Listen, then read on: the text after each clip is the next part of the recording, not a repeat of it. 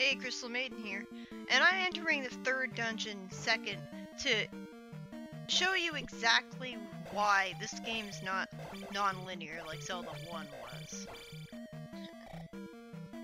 It's pretty annoying how striking that statue in most of the temples gives you a random chance of either getting a red potion, which is very good, or a red dark nut. Yeah, these guys are pretty difficult because they throw boomerangs. They throw clubs technically, but they act like boomerangs. And every projectile in the game goes through walls. Every projectile in the game goes through solid objects, like it's the pellets from Mega Man's Buster. And it feels really cheap. So you try to hide behind a wall and take cover, and it doesn't really work out all that well.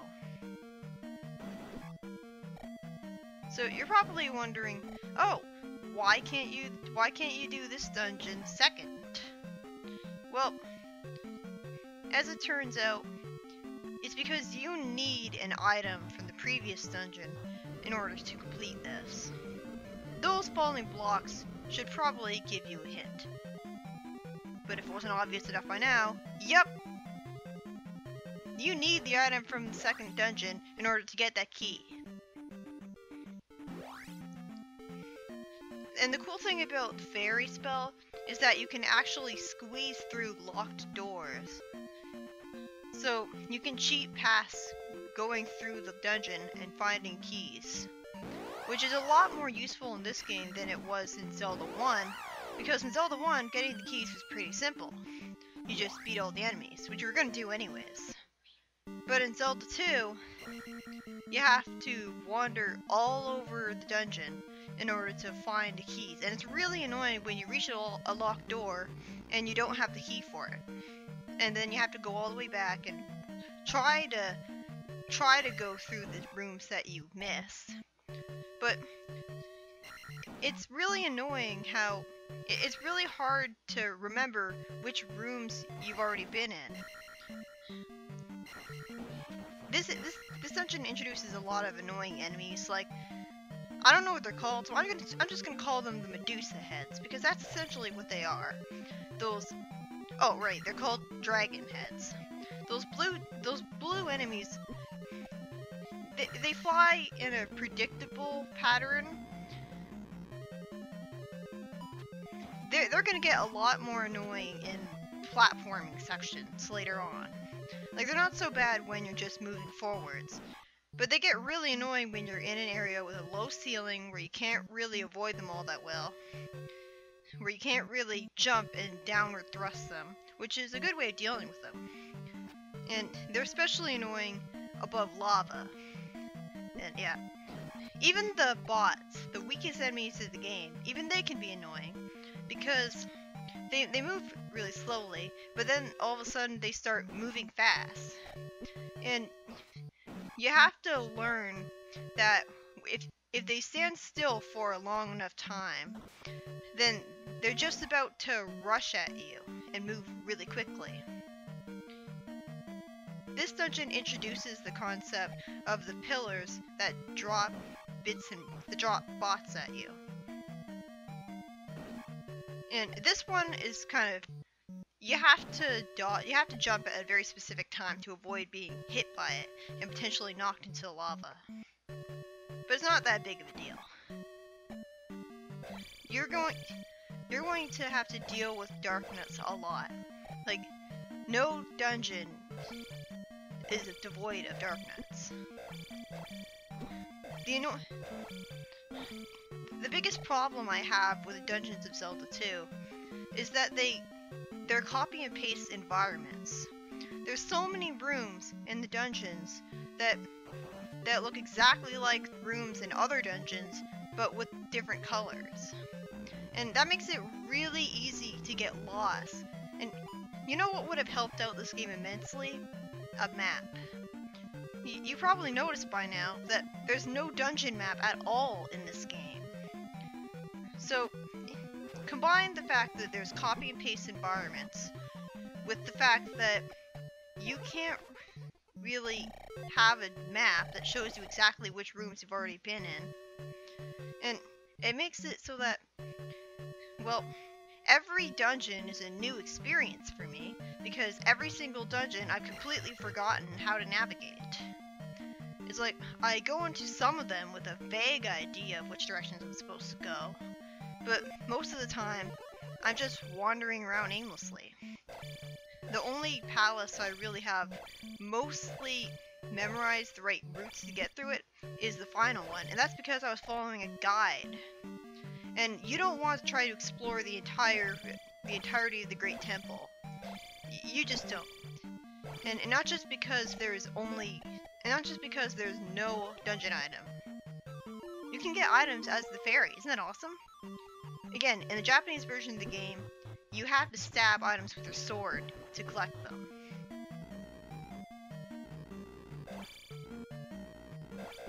You probably wouldn't be able to collect dungeon items as a fairy in the Japanese version of the game. And I hate the monsters that fly above you and drop fire. Like, when the fire is in front of you, then you have to slow yourself down and carefully jump between them to avoid getting hit by them. And sometimes they're in situations where it's unavoidable to get hit by them. And I really hate those statues to the right, because they start firing instantly, and the way that the direction that they're firing their energy balls in, it seems impossible to avoid getting hit by them. It's like, look at that. And you can't block them with a shield.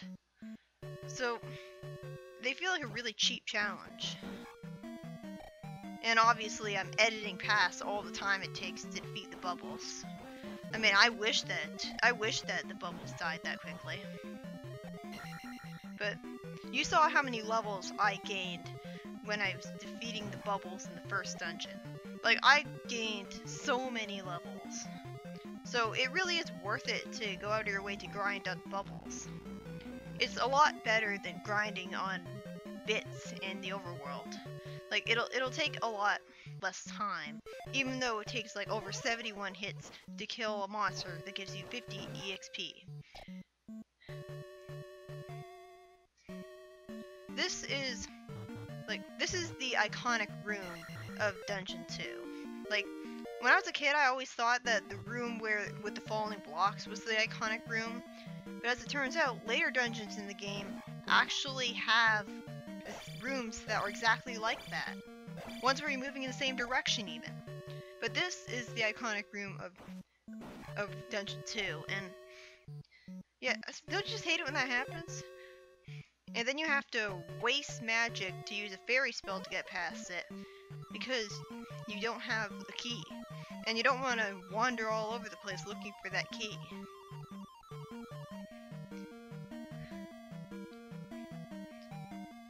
But anyways, the iconic room of Dungeon 2 is kind of like, see, this is exactly why it's annoying. The disintegrating bridges are in a very specific way, and it's safer to just either use the fairy spell to get across them from the right side, or just cast a jump spell.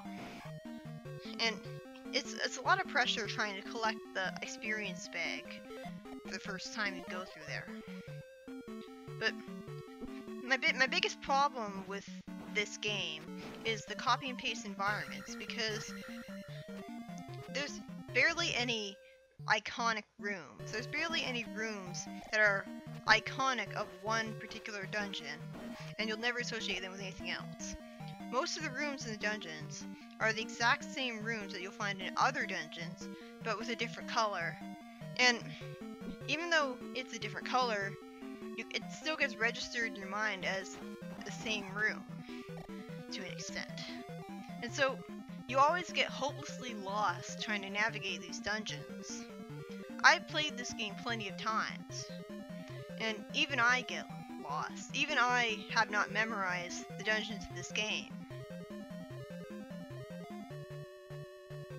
I never actually beat this game when I was a kid, but I got most of the way through it. Like, my strongest memory with this game is getting all the way to Great Temple, beating Thunderbird, I don't know how I did that as a kid, and then dying to Dark Link because I completely forgot how you were supposed to cheese him. And so I started jumping at the very left side of the screen and slashing. I kept jumping and attacking, and he would constantly hit me and I would die, and I didn't have any lives left. So I died to the easiest boss in the game.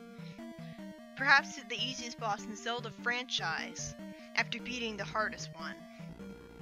And I rage quit the game there, but in retrospect, I really should have just pressed on and beat the game, because the unique thing about the Great Temple is that you actually start from it when you choose continue in the game over screen, or when you save the game, and instead of choosing save, you choose continue.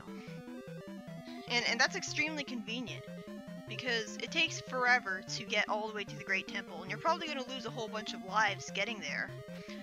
But if you choose continue, then you're going to start out at the Great Temple. But you don't start out from the Great Temple from the file select screen for some stupid reason. So just don't choose save, because then you'll have to go there all over again.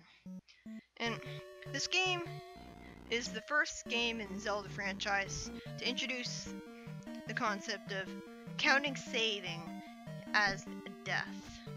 Like, there's a certain button combination you can do that allows you to go straight to the save screen like it's game over, but it's a black screen instead of a red screen with the devil on it, and then you can save whenever you want. And isn't it great being able to save whenever you want? It's all convenient and stuff. Yeah. It's too bad other Zelda games don't do that. Even Zelda 2 got that right. Anyways, again, I'm so used to doing the button combination, but I'm not really used to saying it. I think it's start, select, and up on the item screen. I think that's it. It's Z instead of select if you're using the game controller like I am. And on the GameCube controller, you can actually press Y and X, and they're actually going to do something. They're going to make you attack and jump. It's really weird using those buttons to attack and jump, though. It really throws me off, so I always just press A and B. And I feel like maybe they probably configured the Virtual Console version a little differently so that you actually could have the Y and X buttons do something. Like, it's like how the NES version of Zelda 1 isn't exactly like the version of it on the Virtual Console. There's some minor differences. I just don't remember exactly what they are at the top of my head. And this section is pretty annoying, but it's not iconic to this dungeon, folks. You're gonna see it again. And sometimes you can actually be skillful with your jumps and avoid having to use a jump spell, but you have to jump with enough momentum, and it's hard to gather up momentum. It's not like your Sonic, where you build up momentum and you have a running speed. And no, Link doesn't have a running speed. I mean, he can walk slightly faster than when he starts out walking, but that's it. And look, I killed that guy without using the downward thrust, because he was above me and I used the sword beam. So the sword beam is useful. I don't really notice if it deals less damage than the regular sword attack, though. It's kind of hard to keep track of that kind of thing, because your attack power increases, and I really like how that's part of the reason why I really like the whole RPG aspect of the game, because I like the feeling of getting stronger. And it feels really satisfying going back to the first temple when you're so much higher leveled and just blasting through all the enemies. And you can even kill the Dark Nuts in the first temple in one hit. when you're going back to a higher level. I kind of feel like the enemies of the first temple are artificially weaker than the exact same species of enemies that you can encounter later on. Because how else could I explain how normally in the game it takes 2 hits at maximum to get rid of a pink darknet. But in the first temple, if your attack power is high enough, you can kill them in 1 hit if they're in the first temple. These enemies are pretty annoying. They pop in from the left side of the screen. Like, I don't feel like they come out of the left side of the screen. I feel like they just suddenly pop in. And sprite flickering, wonderful. I feel like sprite flickering happens a lot more in Zelda 2 than Zelda 1. And see how annoying it is trying to get out of here when you have to constantly deal with these guys? And it's not fair that they expect you to break all of these blocks and attack these enemies and dodge its attacks at the same time, because you can't block and attack with your shield while you're attacking a block. You know?